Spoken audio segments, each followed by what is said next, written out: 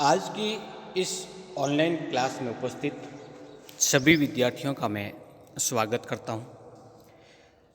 आज हम लोग इस क्लास के माध्यम से बीएससी फर्स्ट ईयर के सब्जेक्ट बॉटनी के सेकेंड पेपर का एक टॉपिक डिस्कस करेंगे। आज का हमारा टॉपिक रहेगा पक्सिनिया का जीवन चक्र। इस टॉपिक के अंतर्गत पहले भाग के रूप में पढ़ेंगे पक्सिनिया का क्लासिफिकेशन और पक्सिनिया की वेजिटेटिव स्ट्रक्चर। आप लोग ये ऑनलाइन क्लास देख रहे हैं, पढ़ रहे हैं गायत्री कॉलेज सांचौर के यूट्यूब चैनल के माध्यम से।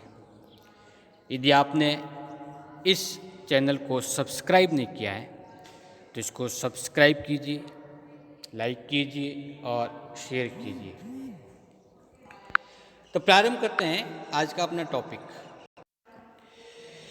पक्सिनिया एक कवक है। ये कवक क्लास बेसिडियोमाइसीटीज के अंतर्गत आती है। इसकी फैमिली पक्सिनियेसी होती है। इस कवक का नाम इसके खोजकर्ता के नाम के आधार पर रखा गया, जिसका नाम था टी पक्सिनिया।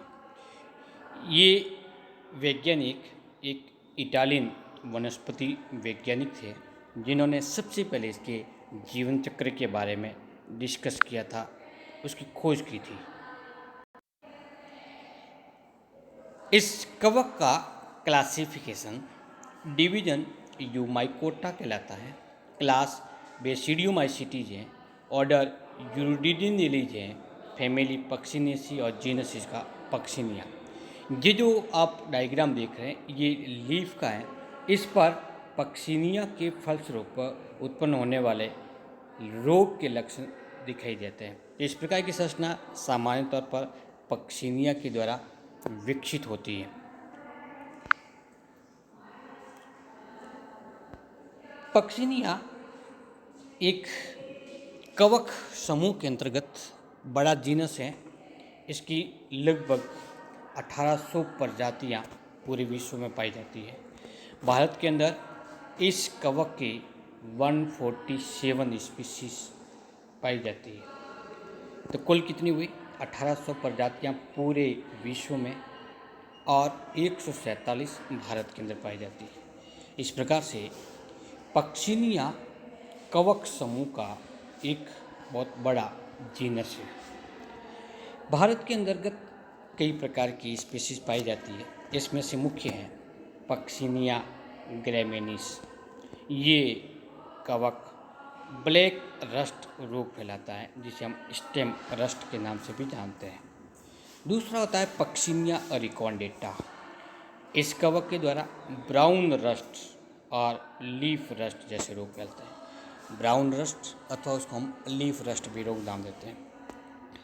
पक्सिनिया स्टीरिफॉर्मिस, इसके द्वारा येलो रस्ट या स्ट्राइप रस्ट, स्ट्राइप का धारियाँ बनती है, स्ट्राइप रस्ट बनता है।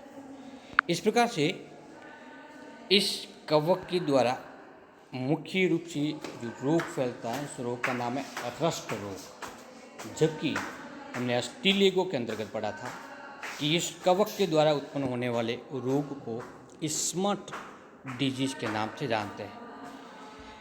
पक्सिनिया की स्पीशीज सामान्य तौर पर पोएसी कुल के प्लांट, जिसे सीरियल क्रॉप्स कहते हैं, जैसे वीट, बार्ले, ओट्स और मेज, जिया मेज, मक्का के अंतर्गत रोग फैलाने का कार्य करता है। तो सामान्य तौर पर धान्य पौधों को ये संक्रमित करता है। इस कवक के द्वारा जब रोग उत्पन्न होते हैं तो उस स्थिति में पादप भाग पर किस प्रकार की संरचनाएं विकसित होती है। तो इसमें देखिए पहला नंबर डायग्राम नंबर ए। इस डायग्राम में येलो और स्ट्राइप रस्ट डिजीज के लक्षण दिखाई देते हैं। येलो पीले रंग के। ये पीले रंग की संरचना इस कवक के जीवन चक्र में उत्पन्न होने वाले बीजाणुओं के रंग के कारण बनती है। जब बीजाणु विकसित हो जाते हैं तो उस स्थिति में एपिडर्मिस को तोड़कर जब बाहर निकलते हैं तो बीजाणु उस सतह पर जम जाते हैं और जमने के बाद में उसी बीजाणु के रंग के अनुसार रंग दिखाई देना शुरू हो जाता है। तो इस प्रकार का पहला भाग येलो स्ट्रिप है। दूसरा जो बी डायग्राम के अंतर्गत आपको दिख रहा है वो ब्लैक रस्ट और स्टेम रस्ट कहलाता है। इसके अंतर्गत क्या होता है, सामान्य तौर पर काले रंग की बीजाणु उस पादप भाग से बाहर निकलने पर रोग के लक्षण दिखाई देना प्रारंभ होते हैं। तीसरा है ब्राउन, तो ये तथा ब्लैक और इसमें जो स्पोर बनते हैं वो ब्राउन कलर के स्पोर, तो ब्राउन और लीफ रस्ट रोग कहलाते हैं। इन रोगों के या इन लक्षणों को देखकर हम सामान्यतः ये सपोज कर सकते हैं कि इस पादप भाग में रोग कौन सा है और इसका रोगजनक कौन सा है। सबसे सामान्यतः अधिकांशतः पाई जाने वाली प्रजाति है पक्सिनिया ग्रेमिनिस, जो कि गेहूं को संक्रमित करती है। ये कवक ऑब्लिगेट पैरासाइट है। परजीवी परपोषी के रूप में जीवित कोशिका होना जरूरी है। इसके अलावा ये मृत कार्बनिक पदार्थों से पोषण प्राप्त नहीं करते हैं। Puccinia graminis is a heteroecious fungus, द्विपर्पोषी फंगस है। इसको अपना लाइफ साइकिल कंप्लीट करने के लिए 2 प्रकार के परपोषी की आवश्यकता होती है, इसीलिए इसको हम विषमपोषी या द्विपर्पोषी कवक के रूप में जानते हैं। इसकी जो पहला परपोषी है वो वीट कहलाता है, गेहूं का पादप है, ट्रिटिका मैस्टिकम में, जबकि दूसरा परपोषी है बारबेरी प्लांट है, बारबेरिस वल्गेरिस। तो पक्सिनिया किस प्रकार का पादप है, द्विपर्पोषी। क्या मतलब होता है इसका, इसका तात्पर्य होता है कि इस कवक को अपना जीवन चक्र पूरा करने के लिए 2 परपोषी पादपों की आवश्यकता होती है। अस्टिलेगो भी गेहूं में स्मट डिजीज फैलाता है, लेकिन उस कवक को अपना जीवन चक्र पूरा करने के लिए गेहूं के अतिरिक्त किसी अन्य परपोषी की आवश्यकता नहीं होती है। इस डायग्राम के माध्यम से हम समझ सकते हैं कि 2 प्रकार के परपोषी कौन से हैं। ये बारबेरी लीफ है, जबकि ये गेहूं की लीफ है। इस कवक की स्ट्रक्चर कैसी होती है, वेजिटेटिव स्ट्रक्चर के बारे में बात करते हैं, जिसके अंतर्गत उसकी पादप काय, कोशिका का प्रकार, माइसीलियम का प्रकार इत्यादि के बारे में हम जानकारी प्राप्त करते हैं। पक्सिनिया की प्लांट बॉडी होती है वो माइसीलियम कहलाती है, कवक जाल कहलाती है। कवक तंतु आपस में मिल करके कवक जाल का निर्माण करता है।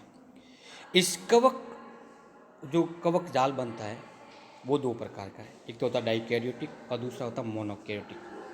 डाइकैरियोटिक माइसीलियम के अंतर्गत प्रत्येक कोशिका द्विकेंद्रीय की होती है, जबकि मोनोकैरियोटिक में एक केंद्र की होती है। डाइकैरियोटिक माइसीलियम होता है वो सामान्य तौर पर प्राइमरी होस्ट जैसे वीट में पाया जाता है, गेहूं में पाया जाता है, जबकि मोनोकैरियोटिक माइसीलियम होता है वो अल्टरनेट एकांतरित होस्ट या दूसरे परपोषी के अंतर्गत पाया जाता है, जैसे बारबेरी लीफ में। तो हम पक्सिनिया के संदर्भ में यदि बात करते हैं तो पक्सिनिया का एकल केंद्रिकीय या एक केंद्रिकीय कवक जाल बारबेरी लीफ के अंदर या बारबेरी प्लांट में पाया जाएगा या एकांतरित परपोषी में पाया जाएगा, जबकि द्विकेंद्रिकीय कवक जाल गेहूं के अंतर्गत पाया जाता है। माइसीलियम जिसे हम कवक जाल कहते हैं, तो कवक जाल किससे निर्मित होता है, कवक तंतुओं से। कई सारे कवक तंतु आपस में जुड़ करके एक जाल नुमा संरचना का निर्माण करती हैं, उसको हम कवक जाल कहते हैं। तो इस कवक जाल में कई ट्यूबुलर फिलामेंट होते हैं और इन ट्यूबुलर फिलामेंट को हम हाइपी अथवा कवक तंतु कहते हैं। तो माइसीलियम होता है वो पूर्ण रूप से ट्यूबुलर फिलामेंट से निर्मित होता है। ये जो डायग्राम आप देख रहे हैं वो मोनोकैरियोटिक और डाइकैरियोटिक माइसीलियम को रिप्रेजेंट कर रहा है। कौन से को? एक तो है मोनोकैरियोटिक और दूसरा है डाइकैरियोटिक। किस प्रकार से होता है ये? इस भाग तक का पूरा कवक तंतु मोनोकैरियोटिक कवक तंतु कहलाता है। कवक तंतु है ब्रांच है, एक ब्रांच यहाँ से निकली हुई, दूसरी ब्रांच से निकली, शाखित है। इसके अंदर छोटे छोटे पट पाए जाते हैं। इसका मतलब ये पट्टीय है। प्रत्येक खंड के अंतर्गत एक एक केंद्रक उपस्थित है, अर्थात ये मोनोकैरियोटिक है। अब मोनोकैरियोटिक फिलामेंट हाइपी या दो प्राथमिक कवक तंतु आपस में संलयन करते हैं तो प्लाज्मोगेमी प्रक्रिया हुई। और प्लाज्मोगेमी प्रक्रिया के द्वारा एक ही कोशिका के अंतर्गत, एक ही खंड के अंतर्गत, जैसे हमने अस्टिलिगो में देखा था, तो जैसे ये खंड आपस में जुड़ जाते हैं तो इसका केंद्रक दूसरे माने से दूसरा कवक तंतु का एक खंड होता है या शीर्षक खंड होता है, वो कैसा हो जाता है? वो हो जाता है द्विकेंद्रिकीय। अब ये द्विकेंद्रिकीय शीर्षक कोशिका क्लैंप बंधन के द्वारा, जैसा कि इस डायग्राम के अंदर दिखा हुआ है, क्लैंप कनेक्शन, क्लैंप बंधन के द्वारा ग्रोथ करता हुआ द्विकेंद्रिकीय कवक जाल का निर्माण करता है। तो प्राथमिक या मोनोकैरियोटिक कवक जाल, मोनोकैरियोटिक हाइपी, क्लैंप कनेक्शन के द्वारा डाइकैरियोटिक संरचना में परिवर्तित होता है। और ये डाइकैरियोटिक संरचनाएं विकसित होगी, वो कौन सा होगा? गेहूं का पादप होगा। तो इसका प्रपोषी कौन सा होगा? गेहूं का। तो जब तक कवक तंतु बारबेरी लीफ में होता है, बारबेरी लीफ को संक्रमित करता है, तब तक प्राइमरी प्रकार का होता है और वहाँ पे इसी प्रकार की संरचनाएं, बीजाणु संरचनाएं विकसित करेगा। और जैसे ही वो मोनोकैरियोटिक हाइपे से विकसित स्पोर गेहूं की पर्ण पर ट्रांसफर होते हैं तो उसको संक्रमित करके कवक जाल का निर्माण करेगा और वो कवक जाल होगा द्विकेंद्रिकीय। गेहूं के अंतर्गत फिर ये जनन की प्रक्रिया को अपनाता हुआ बीजाणु का निर्माण करेगा और इस बीजाणु से फिर नेक्स्ट स्टेज प्राप्त होती है।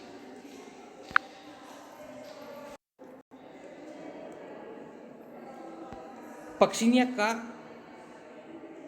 कवक तंतु इंटरसेल्युलर होता है। मर्दुत कोशिकाओं के मध्य पाए जाने वाले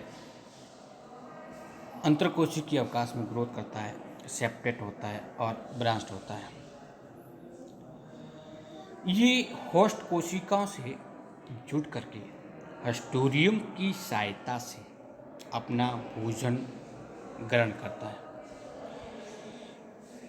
डाइकैरियोटिक माइसीलियम की प्रत्येक कोशिका होती है वो बाइन्यूक्लिएट होती है, जिसको बाइन्यूक्लिएट का डाइकैरियन भी कहते हैं। जबकि मोनोकैरियोटिक होगी वो सिंगल न्यूक्लियस युक्त होती है। इस कवक की कोशिका भित्ति उपस्थित होती है। कवक होने के कारण कोशिका भित्ति काइटिन से निर्मित होती है। कोशिका भित्ति का आंतरिक भाग की ओर प्लाज्मा मेम्ब्रेन पाई जाती है और इसमें प्रोटोप्लास्ट पाया जाता है। पक्सिनिया की कोशिका भित्ति काइटिन से निर्मित होती है, जिसको हम फंगल सेल्यूलोज भी कहते हैं। इस कवक की प्रत्येक कोशिका का कोशिका द्रव्य में रिक्तिका पाई जाती है, ग्लाइकोजन पाई जाती है और ऑयल ड्रॉपलेट पाई जाती है। ग्लाइकोजन बॉडी कवक में रिजर्व फूड के रूप में जानी जाती है। तो इस कवक का संचित खाद्य पदार्थ होता है, वो क्या है? वो है ग्लाइकोजन। तो इस प्रकार से एक यूकैरियोटिक कोशिका के समान पक्सिनिया की कोशिकाएं पाई जाती है। वेजिटेटिव स्ट्रक्चर के बारे में हम देख लेते हैं कि इसकी लाइफ साइकिल में कुल कितनी प्रावस्थाएं पाई जाती हैं।